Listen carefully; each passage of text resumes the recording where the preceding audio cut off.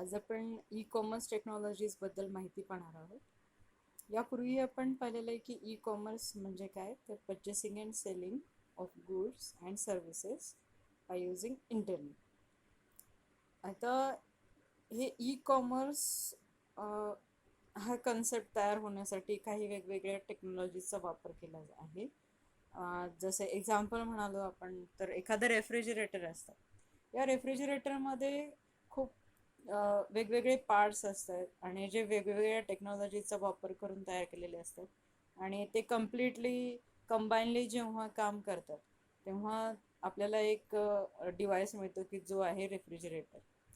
म्हणजेच त्याच्यामध्ये कॉईल आहे, त्यानंतर कंप्रेसर असतो, त्यानंतर फायबर बॉडी असते. असे वेगवेगळे पार्ट्स असतात की जे कंबाईनली जेव्हा काम करतात तेव्हा आपल्याला एक कम्प्लीट म्हणजे डिव्हाइस मिळतं की जे आपण त्याला म्हणतो रेफ्रिजरेटर. तशाच प्रकारे ई कॉमर्समध्ये सुद्धा खूप वेगवेगळ्या टेक्नॉलॉजीज वापरल्या जातात आणि ते कंबाईनली जेव्हा एफर्ट्स देतात, म्हणजे कंबाईनली जेव्हा ते काम करतात तेव्हा ई कॉमर्स प्रॉपरली काम करतं असं आपण म्हणू शकतो. तर त्या टेक्नॉलॉजीज आहेत. फर्स्ट आहे मोबाईल कॉमर्स, म्हणजे मोबाईलचा वापर होतो या ठिकाणी एखादी वस्तू खरेदी करण्यासाठी किंवा विकण्यासाठी. नेक्स्ट आहे इलेक्ट्रॉनिक फंड्स ट्रान्सफर, म्हणजे कम्प्युटरचा वापर करून किंवा मोबाईलचा वापर करून आपण पैसे एका ठिकाणाहून दुसऱ्या ठिकाणी पाठवू शकतो. पुढे आहे सप्लाय चेन मॅनेजमेंट, म्हणजे एखादी वस्तू जेव्हा तयार होते तेव्हा ती म्हणजे मॅन्युफॅक्चरिंग ज्या कंपनीपासून होते तिथून ते कस्टमरला ती मिळेतोपर्यंत त्याचं प्रॉपरली सप्लाय चेन मेंटेन करणे, म्हणजे कुठे शॉर्टेज तर नाही आहे ना, किंवा प्रॉडक्ट्स प्रॉपरली जात आहेत ना कस्टमरपर्यंत, तर ते ते आहे supply chain management. Then next आहे इंटरनेट मार्केटिंग, म्हणजेच इथे वस्तूची ॲडव्हर्टाइजमेंट जी असते ती इंटरनेटवरती केलेली असते, कोणीही डोअर टू डोअर जाऊन इथे ॲडव्हर्टाईज करत नाही. देन नेक्स्ट आहे ऑनलाईन ट्रान्झॅक्शन प्रोसेसिंग, म्हणजे ऑर्डर देणं किंवा ऑर्डर देणं किंवा ऑर्डर स्वीकारणं, म्हणजे वस्तू खरेदी करणं किंवा वस्तू विकणं, या सर्व काही गोष्टी ऑनलाईन केल्या जातात. देन नेक्स्ट आहे इलेक्ट्रॉनिक डेटा इंटरचेंज, म्हणजे जसं आपण आधीच्या पॉईंटमध्ये पाहिलं की ऑर्डर प्लेस करणं आणि त्याच्या अगेन्स्ट बिल रिसीव्ह करणं, ते पे करणं, हे सगळं काही इलेक्ट्रॉनिक आहे. तर याच्या मागे जो कन्सेप्ट आहे तो आहे EDI, म्हणजे इलेक्ट्रॉनिक डेटा इंटरचेंज. यामध्ये बायर आणि सेलर याच्यामध्ये जी इन्फॉर्मेशन ट्रान्सफर होते ती इलेक्ट्रॉनिकली होते विदाउट यूज ऑफ पेपर, म्हणजेच याला म्हणतात पेपरलेस एक्सचेंज ऑफ इन्फॉर्मेशन. हा याचा ॲडव्हान्टेज आहे. देन नेक्स्ट आहे इन्व्हेंटरी मॅनेजमेंट सिस्टीम, म्हणजे स्टॉक मेंटेन करणं, आणि यामध्ये हे स्टॉक मेंटेन होण्याचं जे काम आहे ते अप टू डेट असतं, कारण ऑनलाईन प्रोसेसिंग आहे, म्हणजे कोणताही एखादा आयटम विकला गेला तर त्याची लगेच रेकॉर्ड केलं जातं की एखादी वस्तू विकली गेलेली आहे. मग ही जी इन्फॉर्मेशन असते ती सेंट्रलाइज कम्प्युटरमध्ये स्टोअर केली जाते आणि ऑटोमॅटिकली तिथे स्टॉक मेंटेन केला जातो की आता ही वस्तू आपल्या स्टॉकमधून एक कमी झालेली आहे. देन नेक्स्ट आहे ऑटोमॅटेड डेटा कलेक्शन सिस्टीम, म्हणजे इथे ऑटोमॅटिकली डेटा कलेक्ट होतो, म्हणजेच आपल्या वस्तूला किती बायर्स आहेत किंवा आपल्याला कोणाकोणाकडून रॉ मटेरियल घ्यायचं आहे, ते सप्लायर्स कोण आहेत, हे ऑटोमॅटिकली आपल्याला कळत जातं आणि त्याचा डेटा कलेक्ट होत जातो. यासाठी आपल्याला कुठे जाऊन फिरण्याची गरज पडत नाही की म्हणजे डोअर टू डोअर जाऊन मार्केटिंग करणं, किंवा रॉ मटेरियल हवं असेल तर प्रत्येक अशा वेगवेगळ्या सप्लायर्सला जाऊन कॉन्टॅक्ट करणं. इथे कसं असतं की ऑनलाईन सगळ्या टेंडर्स वगैरे काढले जातात आणि सगळं काही ऑनलाईन होतं, त्यामुळे ऑटोमॅटिकली डेटा कलेक्ट केला जातो. तर या सर्व सिस्टीम्स आहे की ज्यावरती ई कॉमर्स बेस्ड आहे, म्हणजे या सगळ्यांचा वापर करून ई कॉमर्स हे म्हणजे आपण म्हणू शकतो हे घडतं. ओके, नेक्स्ट आहे आपण या सगळ्या टेक्नॉलॉजीजपैकी एक टेक्नॉलॉजी आता आपण थोडंसं विस्तारमध्ये बघूया. ती आहे EDI, electronic data interchange. EDI is the exchange of data or business documents in electronic format between trading partners.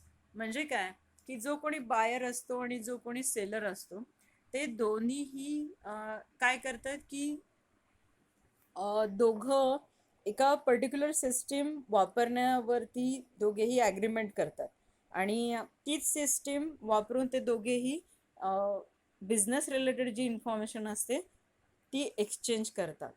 आणि ही सर्व इन्फॉर्मेशन एक्सचेंज जो आहे तो पेपरलेस आहे, पेपरलेस वर्क आहे.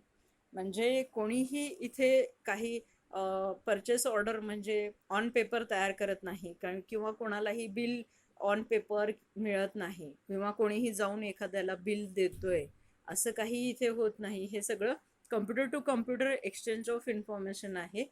ही इन्फॉर्मेशन मे बी एखादी परचेस ऑर्डर असेल, एखादा इनवॉइस म्हणजे बिल असेल किंवा कुठला माल आलेला आहे त्याची नोटीस असेल किंवा माल रिसीव झाल्यानंतर हा प्रॉपरली आम्हाला रिसीव झाला असं जे एक्नॉलेजमेंट असेल ते असेल किंवा अदर कोणत्याही प्रकारची इन्फॉर्मेशन असेल, ही जेव्हा बायर्स किंवा सेलर्स मध्ये एक्सचेंज केली जाते आणि ते एक्सचेंज होण्यासाठी ते दोघेही एका कॉमन सॉफ्टवेअरवरती ॲग्री होतात की या सॉफ्टवेअरचा वापर करून आम्ही इन्फॉर्मेशन एक्सचेंज करणार आहोत. तर याला म्हणतात EDI, इलेक्ट्रॉनिक डेटा इंटरचेंज.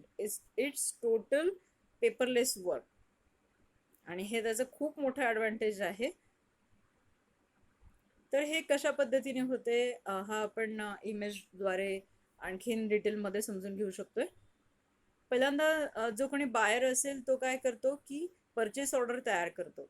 तो परचेस ऑर्डर बाय मेल किंवा प्रिंट काढतो आणि ती केलेली प्रिंट सप्लायरला तो सेंड करतो. मग जो कोणी सप्लायर असतो तो काय करतो, तो कम्प्युटरमध्ये त्याचं टायपिंग करतो म्हणजे त्याची एंट्री करतो. मग एंट्री केल्यानंतर तो त्या परचेस ऑर्डरच्या अगेन्स्ट जे काही बिल असतं ते बिल तयार करतो, ते प्रिंट करतो आणि तो बाय ईमेल किंवा त्याची हार्ड कॉपी त्या बायरला सेंड करतो. हे आहे सगळी प्रोसेसिंग विदाउट EDI. आणि जेव्हा EDI म्हणजे इलेक्ट्रॉनिक डेटा इंटरचेंजचा वापर होतो तर यामध्ये कसं आहे, दोन व्यक्ती आहेत, एक बायर आहे आणि एक सप्लायर आहे. यांना कोणत्याही प्रकारचं म्हणजे टायपिंग करून परचेस ऑर्डर तयार करायची नाही आहे. त्यानंतर टायपिंग करून इनवॉइस म्हणजे बिल तयार करायचं नाही आहे. त्यास ते सेंड करण्यासाठी किंवा रिसीव्ह करण्यासाठी ईमेलचा वापर करायचा नाही आहे. फक्त यांना काय करायचं आहे की एक कॉमनली ॲग्रीड सॉफ्टवेअरचा वापर करायचा आहे आणि ते दोघेही या सगळ्या इन्फॉर्मेशन विदिन अ सेकंड एकमेकांना एक्सचेंज करू शकतात without making use of paper. तर it is very easy to exchange information by using EDI. So this is the concept about the EDI. Next, let's see the advantages of EDI. Minimal paper usage. हे या EDI टेक्नॉलॉजीचं खूप मोठं advantage आहे कारण paper तयार करण्यासाठी आजकाल खूप मोठ्या प्रमाणात वृक्षतोड केली जाते. तर इथे खूप कमी प्रमाणामध्ये पेपरचा वापर होतो. त्यामुळे इन्फॉर्मेशन जी आहे ती इलेक्ट्रॉनिक फॉर्ममध्येच आहे. त्यामुळे हे त्याचा ॲडव्हान्टेज आहे. नेक्स्ट आहे एन्हान्स्ड क्वालिटी ऑफ डेटा. म्हणजे इथे कोणीही सपोज एखाद्यानी परचेस ऑर्डर प्रिंट केली, त्यानंतर ती परचेस ऑर्डर बाय हँड जर कोणी घेऊन जाते, जसं ट्रॅडिशनल कॉमर्समध्ये होतं की बाय हँड परचेस ऑर्डर सप्लायरकडे जाते, त्यानंतर तो सप्लायर त्याच्या कम्प्युटरमध्ये तो टायपिंग करतो परचेस ऑर्डरची काय की या प्रकारचा माल आपल्याला सप्लाय करायचा आहे. मग या प्रकारचं अगेन बिल तयार करतो तो, त्याच्यामध्ये अगेन तो टायपिंग करतो. तर इथे हे अगेन अँड अगेन टायपिंग होत नाही, directly data one computer to other computer transfer होतो, ऑटोमॅटिकली तिथे बिल जनरेट होतं. त्यामुळे इथे डेटा एंट्री एरर्स होत नाही. देन नेक्स्ट आहे cost saving in operational efficiency. म्हणजे एखाद्या कंपनीमध्ये एखादा स्टाफ म्हणजे जे काही असतील, एक व्यक्ती, दोन व्यक्ती, तीन व्यक्ती, एखादी ऑर्डर कंप्लीट करण्यासाठी म्हणजे परचेस ऑर्डरपासून बिल पेमेंट रिसीव करण्यापर्यंत ज्या काही व्यक्तींचा वापर होतो, तर ते मॅन्युअली जे होतं तर इथे ते होत नाही. इथे इलेक्ट्रॉनिकली डेटा ट्रान्सफर होतो, त्याच्यामुळे तुमची कॉस्ट इथे सेव्ह केली जाते आणि हे काम फार झटपट होतं. विदिन अ सेकंड एका कम्प्युटरमधून दुसऱ्या कम्प्युटरमध्ये डेटा जातो, म्हणजे या ठिकाणी वेळही कमी लागतो. देन नेक्स्ट आहे या इम्प्रूव्ड टर्न अराउंड टाइम्स. म्हणजे यामध्ये तुमची माहिती जी आहे ती ऑनलाईन सगळीकडे फीड केली जाते किंवा फिल केली जाते. तर ती त्यामुळे काय होतं की ऑटोमॅटिकली तुमचा स्टॉक मेंटेनन्स प्रॉपरली होतो.